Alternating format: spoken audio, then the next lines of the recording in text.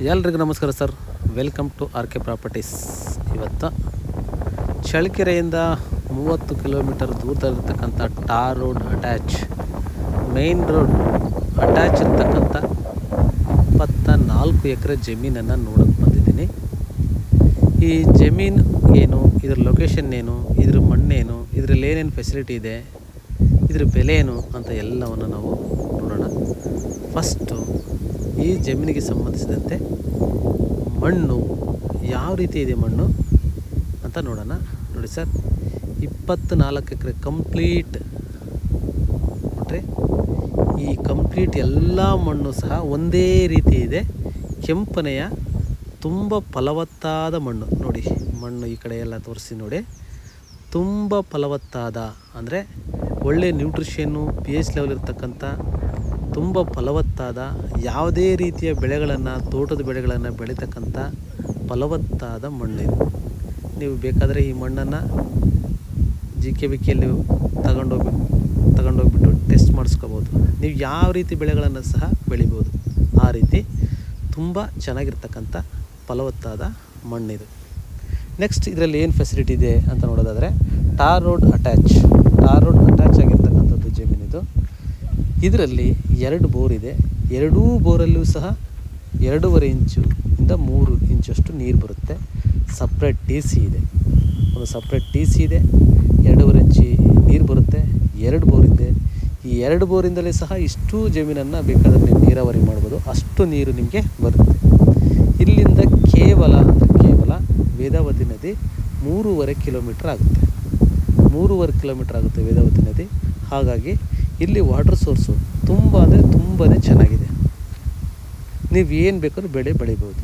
Next 24 ಎಕರೆ ಸಹ 2 ಪಾಣಿ ಬರುತ್ತೆ. 24 ಎಕರೆ ಸಹ ಸ್ಕ್ವಯರ್ ಇದೆ, ಒಂದೇ ಸ್ಕ್ವಯರ್ ಇದೆ. ಪೂರ್ವ ಪಶ್ಚಿಮ ಲೆಂತ್ ಇದೆ, ಸುಮಾರು ಒಂದು 800ರಿಂದ 900 ಮೀಟ್ರ್ ಇದೆ ಪೂರ್ವ ಪಶ್ಚಿಮ. ಉತ್ತರ ದಕ್ಷಿಣ ಒಂದು 400 ಮೀಟ್ರ್ ಇರ್ಬೋದು, ಅಷ್ಟಿದೆ. ಒಂದೇ ಫ್ಲಾಟ್. ದೊಡ್ಡದಾಗಿ ಏನಾದರೂ ನಾವು ಒಂದು ದೊಡ್ಡ ಪೌಲ್ಟ್ರಿ ಮಾಡ್ತೀವಿ, ಏನಾದರೂ ಇಂಡಸ್ಟ್ರಿಯಲ್ ಮಾಡ್ತೀವಿ, ಇಲ್ಲ ದೊಡ್ಡದಾಗಿ ಒಂದು ಏನಾದ್ರೂ ಅಗ್ರಿಕಲ್ಚರ್ ಮಾಡ್ತೀವಿ, ಏನಾದರೂ ಅಂತ ಮಾಡ್ತೀನಂತ ನೀವು ಅನ್ನೋದಾದರೆ ನೋಡಿರಿ, ಬೈಕಲ್ಲಿ ಹೋಗೋಣ. ದೊಡ್ಡ ಬೌಂಡ್ರಿ ಇರೋದ್ರಿಂದ ಎಲ್ಲ ನೋಡ್ಬರೋಣ. ನೋಡಿ, ಇದೆಲ್ಲ ಬರುತ್ತೆ. ಏನಾದರೂ ದೊಡ್ಡದಾಗಿ ನೀವು ಪೌಲ್ಟ್ರಿ, ಅಗ್ರಿಕಲ್ಚರ್, ಇಂಡಸ್ಟ್ರಿಯಲ್ ಏನಾದರೂ ಮಾಡ್ತೀನಿ ಅಂದರೆ ಖಂಡಿತ ಇದು ಒಳ್ಳೆ ಜಮೀನು ಅಂತ ನಾನು ಸಜೆಸ್ಟ್ ಮಾಡ್ತೀನಿ. ತುಂಬ ಅಂದರೆ ತುಂಬ ಚೆನ್ನಾಗಿರ್ತಕ್ಕಂಥ ಜಮೀನು. ಯಾಕಪ್ಪ ಅಂತಂದರೆ ಪೂರ್ವ ಪಶ್ಚಿಮ ಉದ್ದ ಇದೆ. ನೀವೇನು ಬೇಕಾದರೂ ಈ ಲ್ಯಾಂಡ್ ಅಗ್ರಿಕಲ್ಚರ್ ಮಾಡ್ಕೋಬೋದು, ಇಂಡಸ್ಟ್ರಿಯಲ್ ಮಾಡ್ಕೋಬೋದು, ಮತ್ತು ಏನಾದರೂ ಬೇರೆ ರೀತಿ ನೀವು ಮಾಡ್ಕೋಬೋದು. ತುಂಬ ಚೆನ್ನಾಗಿರ್ತಕ್ಕಂಥ ಟಾರ್ ರೋಡ್ ಅಟ್ಯಾಚ್ ಆಗಿರ್ತಕ್ಕಂಥ ಉತ್ತಮವಾದ ಜನರಲ್ ಪ್ರಾಪರ್ಟಿ ಇದು ಈ ಜಮೀನು. ನೋಡ್ರಿ, ಇದೆಲ್ಲ ಸಹ ಬರುತ್ತೆ, ಎಲ್ಲ ತೋಟಗಳೇ. ಇದರಲ್ಲಿ ಸುಮಾರು ಒಂದಷ್ಟು ತೆಂಗಿನ ಮರಗಳಿದ್ದಾವೆ, ಮೇಂಟೆನೆನ್ಸ್ ಇಲ್ಲ. ಇದೆಲ್ಲ ತುಂಬ ಅಂದರೆ ತುಂಬ ಫಲವತ್ತಾದ ಜಮೀನು. ಇದೆಲ್ಲ ಸಹ ಬರುತ್ತೆ. ನೆಕ್ಸ್ಟ್ ನೋಡಿ, ಅವೆಲ್ಲ ಆ ತೋಟದವರೆಗೂ ಎಲ್ಲ ಸಹ ಬರುತ್ತೆ. ತುಂಬ ಚೆನ್ನಾಗಿರ್ತಕ್ಕಂಥ ಮಣ್ಣಿದೆ ನೋಡಿ. ಇವೆಲ್ಲ ಸ್ವಲ್ಪ ತೆಂಗಿನ ಮರ ಸಹ ಇದ್ದಾವೆ, ಇವೆಲ್ಲ ಸಹ ಬರುತ್ತೆ. ನೀವು ಇಲ್ಲಿ ಏನು ಬೇಕಾದ್ರೂ ಮಾಡ್ಬೋದು.